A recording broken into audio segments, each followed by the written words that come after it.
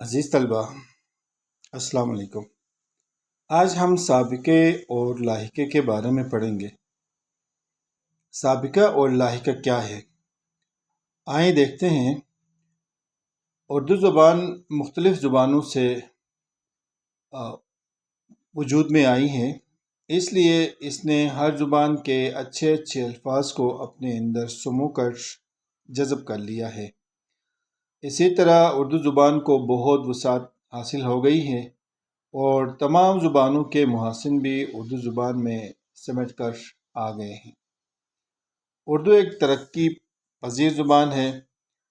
یہ جہاں ہر آن نئے الفاظ کو قبول کرتی ہے، وہاں اپنے موجودہ الفاظ میں تھوڑے سے تغیر و تبدل سے نئے نئے معنی بھی پیدا کرتی رہتی ہے۔ افعال میں تو یہ افزائش بہت زیادہ ہے کہ ایک مصدر سے بیسیوں الفاظ جنم لیتے چلے جاتے ہیں۔ اسماء میں بھی یہ زرخیزی کچھ کم نہیں۔ بعض اسماء سے پہلے کسی حرف یا لفظ کا اضافہ کر کے نہ صرف یہ کہ ایک نیا لفظ بنایا جاتا ہے، بلکہ دوسرے کئی اسماء سے پہلے کسی لفظ کے اضافے سے مزید نئے الفاظ بنائے جا سکتے ہیں۔ کسی لفظ کی ابتدا میں اضافہ کیے ہوئے یہ حروف یا الفاظ سابقے کہلاتے ہیں۔ مثلاً چھوت سے پہلے الف لگا کر نیا لفظ اچھوت بنا لیا گیا اور اسی الف سے نفی کے معنی لیے گئے، یعنی اچھوت سے مراد وہ شخص جسے چھوا نہ جا سکے۔ اسی نفی کے الف سے اور بھی کئی الفاظ بنائے جا سکتے ہیں۔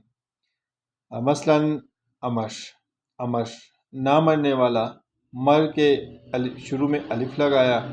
اٹل نہ ٹلنے والا، امٹ نہ مٹنے والا، اور اجیت جس کو جیتا نہ جا سکے، وغیرہ وغیرہ۔ اسی طرح کسی لفظ سے پہلے بے الف با لگا کر والا کے معنی لیے جاتے ہیں۔ مثلاً با ادب والا، با کمال والا، با وقار عزت والا، اور با نصیب قسمت والا، وغیرہ وغیرہ۔ یہاں پہ ادب ایک لفظ ہے، اس سے پہلے با لگایا۔ کمال اس سے پہلے با لگا کے با کمال۔ وقار سے پہلے با لگا کے با وقار۔ نصیب سے پہلے با لگا کے با نصیب، اور معنی اس کے ہو گئے قسمت والا۔ یہ الف اور با وغیرہ سابقے کہلاتے ہیں۔ اسی طرح بعض الفاظ کے آخر میں کسی حرف یا لفظ کا اضافہ کر کے ایک نیا بامعنی لفظ بنایا جاتا ہے، اسے لاحقے کہتے ہیں۔ مثلاً دولت کے بعد من کا لاحقہ لگا کر دولت مند نیا لفظ بنا لیا جاتا ہے۔ اس من کے لاحقے سے صحت مند، تنومند، دردمند وغیرہ نئے الفاظ بنائے جا سکتے ہیں۔ اب آئیں ان سابقوں اور لاحقوں کی کچھ مثالیں ملاحظہ کرتے ہیں۔ سابقہ تعریف تو اوپر بیان کی گئی ہے، لیکن پھر سے سابقہ وہ حرف یا لفظ ہے جو کسی دوسرے بامعنی لفظ سے پہلے لگایا جاتا ہے، اسی لفظ کے معنی میں تبدیلی پیدا کر کے